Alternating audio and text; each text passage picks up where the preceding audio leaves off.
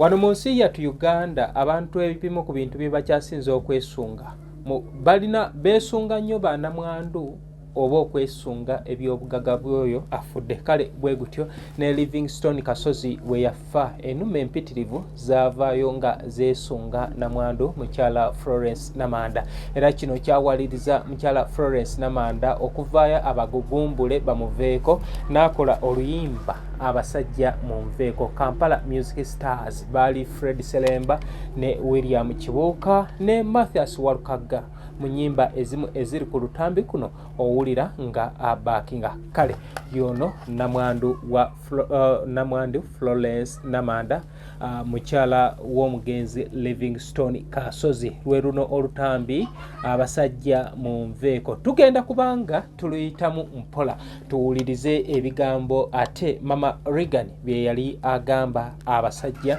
abaali bamubeeba nga baagala oboolyawo bamuganze. Kale eno ye teepu yaffe tugenda kubanga tuzanyira mu cassette tape eri connected ku sound yaffe bwe tuti twaggulangawo n'oteekamu amaze okuyingizaamu teepu yaffe. Kati tugenda kubanga tunoonya sound.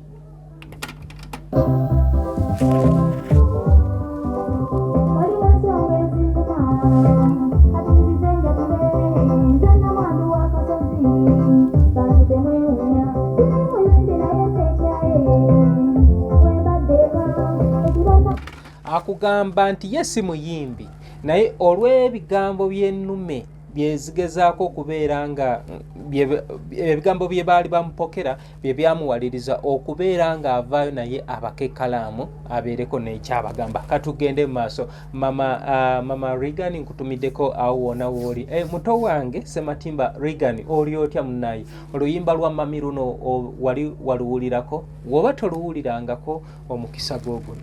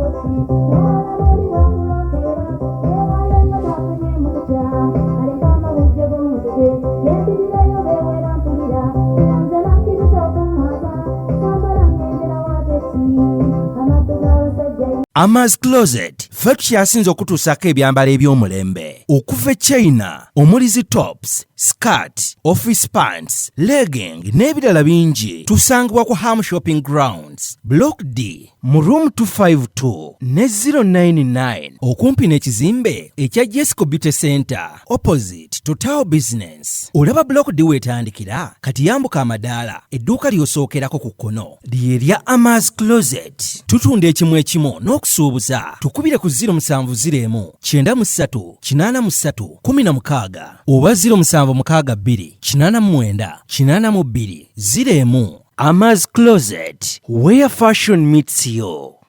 New Subs Fashions tukutuusaako ebiteeteeyi kw'ossa abaya, engatto, ensawo z'abakyala, jackets, jeans n'ebirala. Tusangibwa ku Wilson Street ku kizimbe ekya Sunset Arcade ground floor shop number 2. Okututuukako va ku Pioneer Mall otambule ngadda ku Arua Park yisa ekizimbe ekya Wilson 1 oyite ku Health Link Pharmacy. Kati awo weekoma yambuka amadaala gakuyingize ku Sunset Arcade awo ng'otutuuseeko. Engoye zaffe tuzijja China, Egypt, Vietnam n'amawanga amalala. Omukyala omwambazi omulungi ayambala naffe. Kaya College School. Essomero eryegulidde erinnya mu kusomesa abaana ate ne bayita. Ssomero lya ddene boarding. Mix y'abawala n'abalenzi. Senior 1 paka senior 6. Balina library, science, ne computer labs byonna bijjudde. Balina arts ne science subjects, co-curricular activities, ne section y'ebyemikono, omuli okusiba enviiri, okukanika n'ebirala ebigwa mu kkowe eryo. Omwana n'ava ku ssomero lino ng'ali self-contained. Kyewuunyisa ensimbi zaabwe ze zijja mu nsawo ya buli muzadde. Basange Kikaya Bulenga Mitiana Road. Okumanya ebisingawo noti 757 mukaganya emwemu 57. Be Easy Hotel and Bar. Tusangibwa Nsago ku lw'Ennakawuka. Ku lw'empeereza ennungi tukola essaawa 24. Tulina ebifo ebisulwamu nga biyonjo, ebiddaabirizibwa buli kadde, ebyemizannyo ng'okulaga omupiira, okuzannya pool n'ebirala. Ebbaala ejjudde obulungi, emmere ekutuukako mangu, paakingi nnungi ate nga security eri gguluggulo. Okubuukinga n'okumanya ebisingawo kuba ku 070 79 12 04 oba 058 98 77 34. You are not easy when you are not at Be Easy Hotel and Bar. Come and experience the ultimate in comfort, entertainment and security with Be Easy Hotel and Bar, Nsago, Nakauka Road. Plan B Records ye studio yokka ekuwa ekiri ku mulembe. Oyagala ku recordinga luyimba ku Plan B Records. Tu recordinga nyimbe z'ekika kyonna nga raga, reggae, kadongo kamu, afrobeat, band music n'ebika bya music byonna eby'enjawulo. Era tukozesa ba producer abalina obukugu. Kati gwalina essomero, kwaya, naawe omuyimbise kinoomu. Jangu tukolere oluyimba oluli ku mutindo ku miwendo egy'okuteesa. Plan B Records.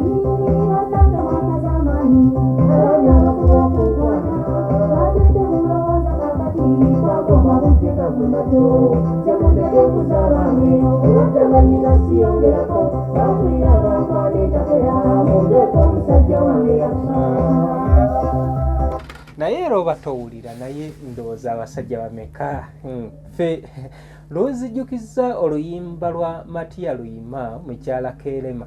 Kerema yafa yali muliraanwa wa Matiya Luyima, naye Matiya Luyima n'abanga awondera namwandu era n'afuba okubeera nga atokota ebigambo eby'enjawulo ng'ayagala abeere nga amugonza emmeeme oba oliawo batte ekyama. Naye kyasinga okubeera nga kimala Matiya Luyima kwe kubeera nga asanga nga munnaye omukyala alina n'ebipapula ebiri eyo yali mu ttaso ng'olumbe lwe lwatwala oli. Kyokka nga yanyiize nnyo yalina ekifaananyi kya Kerema kye yalaba, yasanga Kerema nga beekubyayo ekifaananyi ne namwandu, n'akwata Kerema ng'amugamba va ku mukyala wange, n'amusalamu bw'ati, n'asalamu Kerema, n'agenda okugira bw'ati munnaye nga omukyala mufu. Kale bwe tutyo wetutambudde. Nze Muzungu David Kadongo Kamo music analyst. Wobanga to subscribing nga nsaba o subscribing mujja kunsonyiwa eddoboozi si ddungi. Muli mu kiyegu naye ajagenda, muli mu kiyegu naye ajagenda program eteekebwa aba new subs fashions basangibwa ku Sunset Arcade. Bakugamba nti genda weefunye ku ngoye ez'abakyala eb'enjawulo. Sunset Arcade eri ku Wilson Street, tambula ng'ova ku New Pioneer Mall odde ku Wilson 1 odda ku Health Ring Pharmacy, yambuka amadaala ago egakoma wootandikira ku mukono gwo ogwa ddyo yeyo new subs fashions balina engoye ez'abakyala. Kale bwe tutyo tuli ku lutambi, abasajja munveeko oba oluyimba abasajja munveeko Kampala Music Stars. Mu luyimba olwo owulira Sir Mathias Walukaga nga abaakinga omukyalo ono namwandu wa Livingstone Kasozi. Enga ojja kujjukira nti bano baali bakamala mu bufumbo emyaka gyali 6 bafumbiragana mu mwaka gwa 1991. Obufumbo omukolo gwali wali mu maka ga Mzee Live wali ezana era webatyo, naye nga mu kusooka omukolo gwali gwakubeera ku Sheraton, naye Mzee Live n'abiyingiramu okubeera nga baddingana ne mutabanyiwe era webatyo omukolo kwe kubeera nga bagutwala eka, naye nga Florence Namanda jukira ye azalibwa ali ku kyalo kya Boggo naye nga obuzaale basimuka wali Kinoni kale we batyo oluvanyuma basenga awo ku kyalo kya Boggo azalibwa omugenzi Mugabo Tadeo bazalibwa abaana bali bana nzijukirako kuliko Bena Josephine Kamia ne Uncle John Kosa ye omwana omugalanda kale katweyongereyo n'oluyimba lwaffe luno bangi bagamba nti ennyimba gyeziri kugamba gwe eetaaga ennyimba zino osobola okuntuukirira ekasubi ku basooka kwa Vula Stage ekasubi ku basooka kwa Vula Stage wenkolera emirimu gyange wewesitula nojja oluyimba ndutera ku nusu 5 ntandikira ku nnyimba za 15 ku WhatsApp lwa nusu 10 tandikira ku nnyimba za 15 enkola ekusingira obwangu gye tukozesa naye ekyenjawulo oba oyagala album ate yo album ya sente ndala era kati olwo oluyimba nga woluwulira olwo ntunda album namba kale katweyongereyo n'oluyimba lwa mukwano gwaffe mama waffe jjajjaffe Florence Namanda namwandu wa Livingstone Kasozi ng'agezaako okubeera ng'alabula abaami tiye mumuveeko ebbaawe yafa.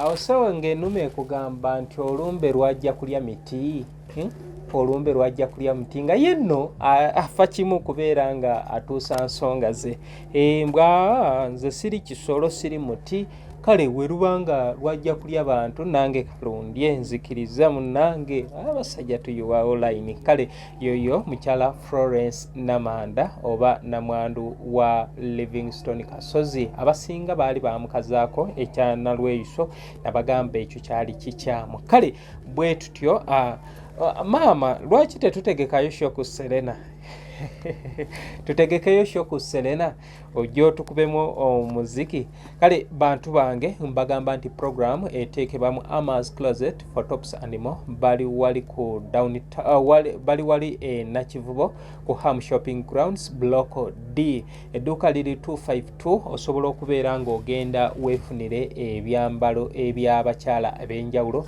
byonna biri awo ku Ham Shopping Grounds Block D edduuka 252 ye Ama's Closet for Tops and More nange ngenda kwerekereza mpitewo oba oli abo funireyo abeewange engoye oba bameka kale bwe tutyo omwana ogenda mutwala ku Kikaya College and Vocational School bali wali Bulenga ku 7 badde ne boardings basomesa arts ne sciences vocational nayo bagiteekako nnyo esira agwe atayina wakusanyukira ogenda kugenda ku Be Easy Hotel and Bar abo basangibwa wali Ensago ku Lwena Kawuka oyagala kuwumuza ku birowoozo genda owummulira ebyokulya n'ebyokunywa weebiri gwe ayagala okulya ku bulamu oba okunywa ku bulamu era Be Easy wogenda okukolera kati ebulaga waliwo Twinex International eryo lya primary oba wali St. Mike Educational Center Kiwanga Mukono Plan B Records abo bakwata nnyimba kugambye nti gwe yeetaaga ennyimba zino osobola okunsanga wano Kasubi ku basooka kwa Vula Stage obeere nga weefunira ku bintu bino ebya kadongo kamu nsaba tuyige tuwagire bannaffe nze ndaba bangi baswama balinda muzungu atukoleddeyo kaki ate munaye naye nga I appreciate buli muntu aliko kyabeera nga angasa angattako kale lwe luno olutambi oba oliawo ate n'akomawo n'endala nabagamba ngenda kwerekereza nga mbanoonyezeyo oluyimba lumu ndubayiseemu nga tuli wano mu cassette tape nga tugizanya live kale olutambi lwe luno abasajja munveeko William Kiwuka Fred Seremba ne mukadde waffe Florence Namanda naye nawulirako Fred Seremba ng'agamba yatandikira ku luyimba lwa Namungodi oba wa Walukagga ate munange kuno ndabako ennyimba zo Fred Seremba ako akafeche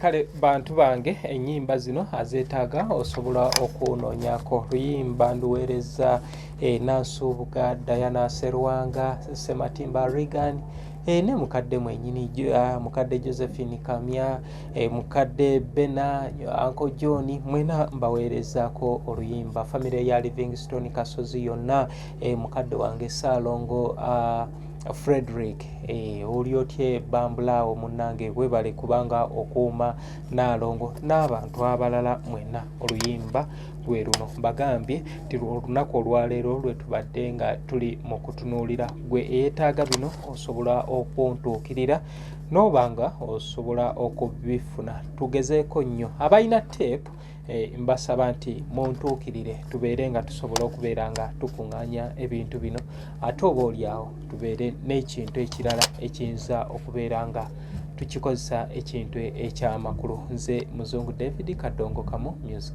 analyst. Amaz Closet ffe tukyasinza okutuusaako ebyambalo eby'omulembe okuva China omuli tops skirt office pants legging n'ebirala bingi tusangibwa ku Ham Shopping Grounds Block D mu room 252 ne 099 okumpi n'ekizimbe ekya Jesco Beauty Center opposite Total Business. Olaba Block D wetandikira kati yambuka amadaala edduuka ly'osookerako ku kkono ly'erya Amaz Closet. Tutunda ekimu n'okusuubuza tukubire ku 0701 93 83 16 oba 0762 89 82 01. Amaz Closet, where fashion meets you.